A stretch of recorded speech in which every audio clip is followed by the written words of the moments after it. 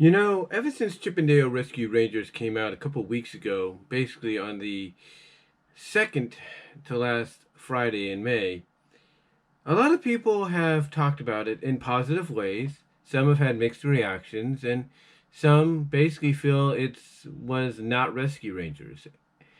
And that latter part would be right. But even so, that latter part would come out and say, even though it's not truly Rescue Rangers, it's still a funny movie. And part of that latter part would also, like others, have mixed reactions about it. But if there's one thing that I've talked about and others have talked about that's really, basically, excuse me there, really has gotten people talking, is the whole Gadget and Zipper deal. Now, I'm sure by now a lot of people have seen the movie, so I'm not really spoiling anything. But just in case, bit of spoilers, in the film, Gadget ends up with Zipper. Now, the way this is done is basically it shows that she does end up in a relationship, but it's outside of the show. Basically, the show is displayed as a show being filmed like a regular sitcom or crime drama or whatever, like let's say an NCIS or a Dragnet or whatever. You kind of get the idea.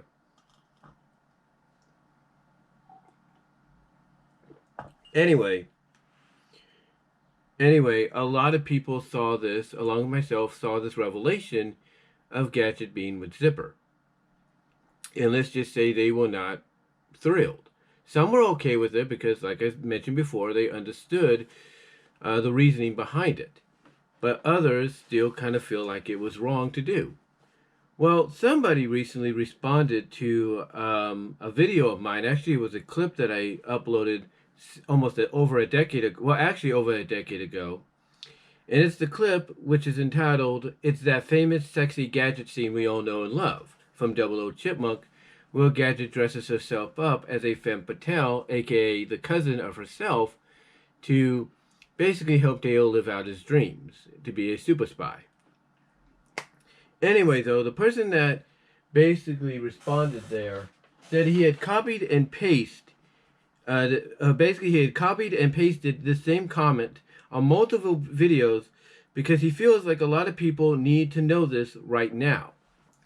And what he basically said in the comment, and this is from Bio-Weapon N on YouTube, Bio-Weapon N, I should say, not M, but Bio-Weapon N on YouTube. He posted this 10 hours ago.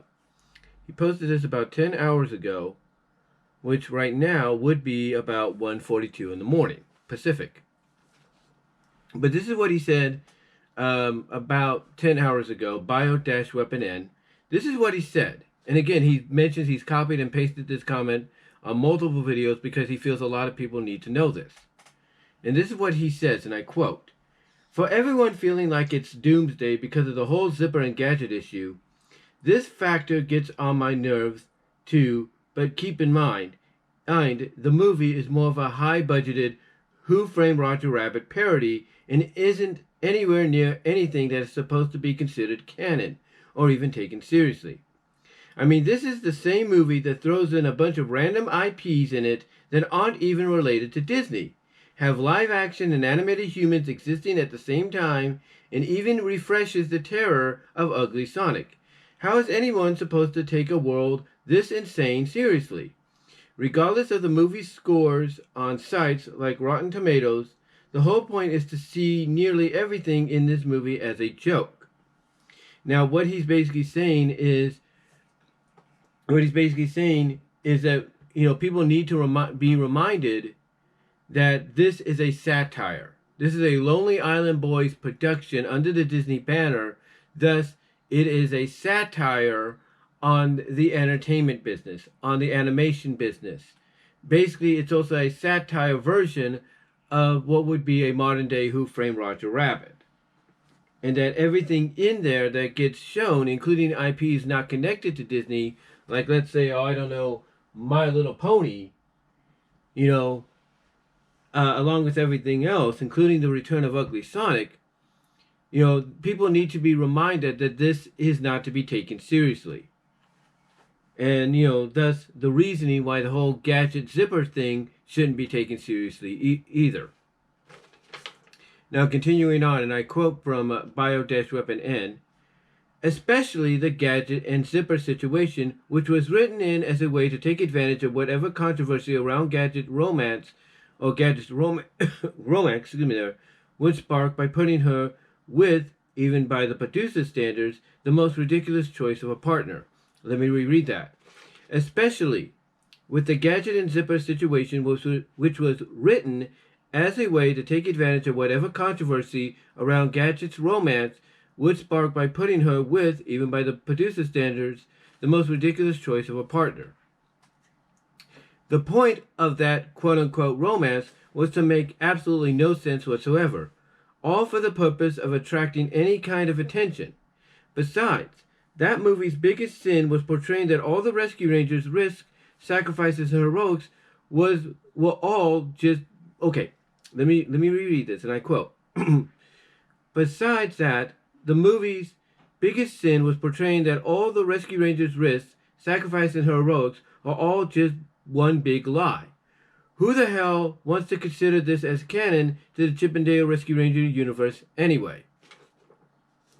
So what he's saying there, basically, and continuing there, is that, again, this is something that you should not consider canon. That this has nothing, that the only thing this really has anything to do with when it comes to Rescue Rangers is basically, showing off the fan base, showing how big the fan base was, that there are still fans to this day, but also showing off the controversy of who Gadget would have chose by giving her the most unexpected and ridiculous choice of a love interest in Zipper. And that basically it was made to make no sense. And they also basically, now this is a criticism of theirs, they say that besides that, the movie's biggest sin, if any, wasn't the whole Gadget and Zipper deal, but was the fact that they were portraying all the Rescue Rangers' risk, sacrifice, and heroics as all just one big lie. And what they mean by that is, to them, what the Lonely Island Boys did was take what we saw on television as fans, as kids, and basically saying that, yeah, all those things they did in the 5-part To the Rescue pilot movie, all those things they did in Double O Chipmunk, all those things they did in The Case of the Cola Cold, all those things they did in Gadget Goes Hawaiian, they were all a lie. They weren't real. They were all false, phony, da-da-da-da. And to them, that's the biggest sin that the movie committed. But they also understand that the reason it's the biggest sin the movie committed is it plays into the story element of this is a satire, a parody of what a modern-day Roger Rabbit film would be like. Continuing on, and they finish, and I quote, Zipper and Gadget is not, and they put this in capital, they capitalize both these letters, is not, or three of these letters, is not canon, and neither is this movie in general. If those were the standards, then you might well consider the live-action Powerpuff Girl products with that insane woke script as the actual canon of two Powerpuff Girls. Awful installments can be retconned, and so can this, assuming that's even necessary in the first place. So yeah, basically what Bio-Weapon N is saying here is, if you consider this canon to the Rescue Rangers we know from the show, then you might as well consider the attempts at that live-action Powerpuff Girls series that they want to still do to an extent on the CW canon as well, to the original Powerpuff Girls. Or consider the new animated Powerpuff Girls that came out that long ago to be canon to the original. In the end, the thing is that hold on. Okay, got it now. The thing is, what they're trying to say is, even though, this is a ridiculous premise, if you will, when it comes to Gadget and Zipper being together, it's something you shouldn't take seriously. You shouldn't look at it and say, this is ridiculous, this is dumb. You shouldn't take it seriously. Even though people like myself have said that the more logical option to give Gadget someone would have been either Dale or Chip, mostly Dale, and making an on and off deal. But still, I'm not the one behind the film. The point that he's getting at, and let me reread this. Let me get some coffee first.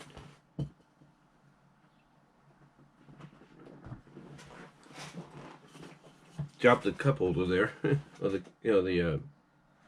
not the cup holder, but the well, I get I can't think of it right now. The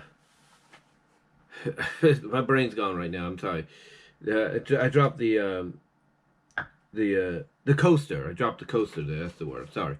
I'm gonna get ready to reread this whole thing at once, so I do apologize for that. This is what happens when you do videos live and unscripted. Well, not live, but unscripted, if you will, because basically you just got to think about what to say on the fly, if you know what I mean. And I'm cool with that because that's how I roll, and I'm sure a lot of people do the same thing.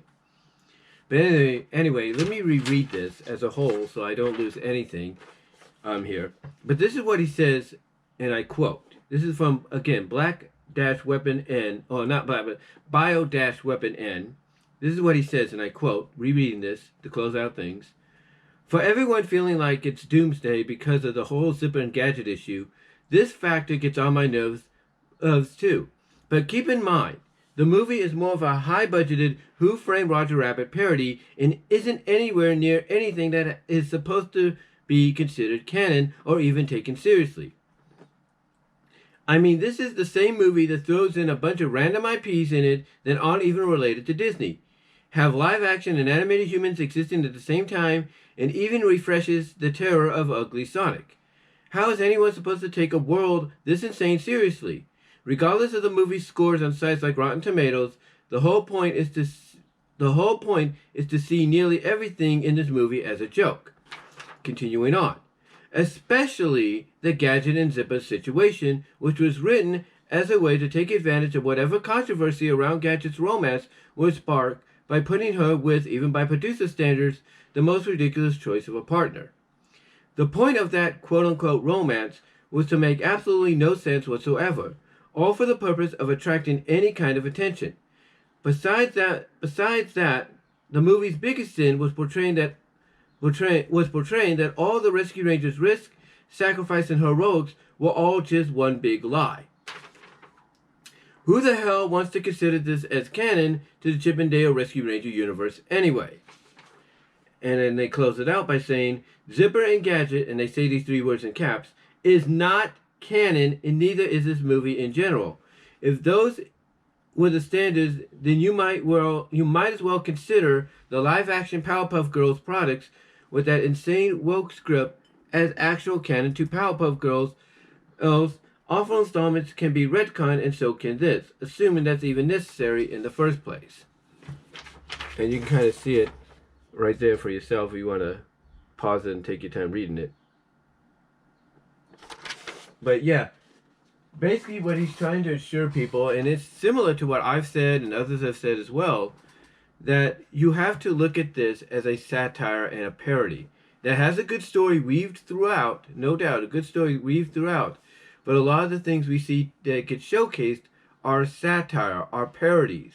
You know, they're not to be taken seriously.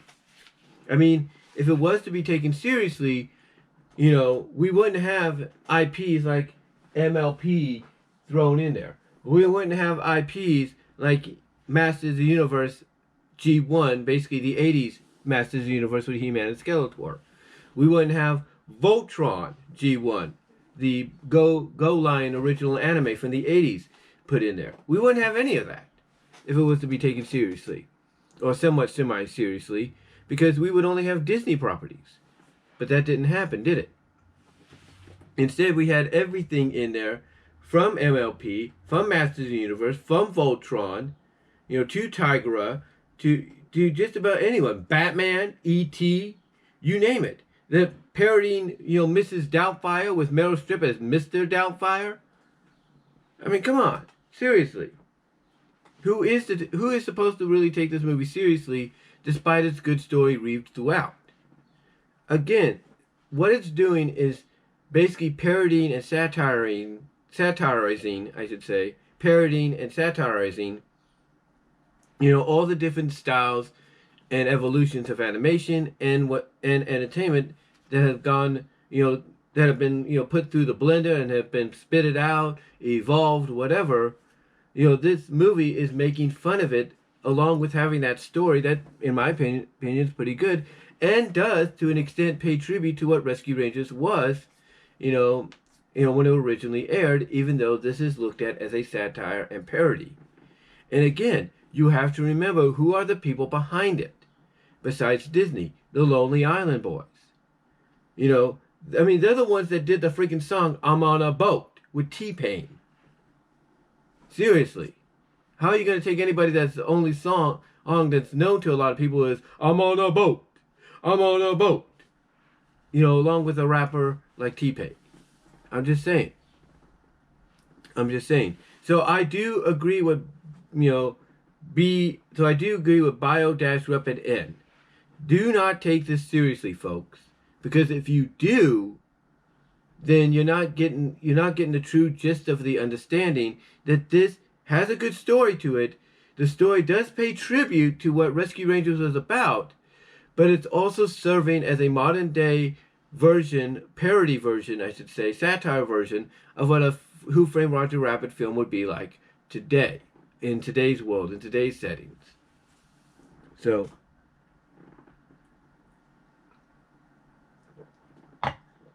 with that said, I do agree with bio-rep and N.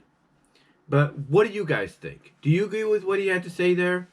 Comment below, live chat during the premiere. Super thanks will be enabled after the premiere, as well as super chats and super stickers are enabled during the premiere in the live chat. But let me know what your thoughts are on what he had to say.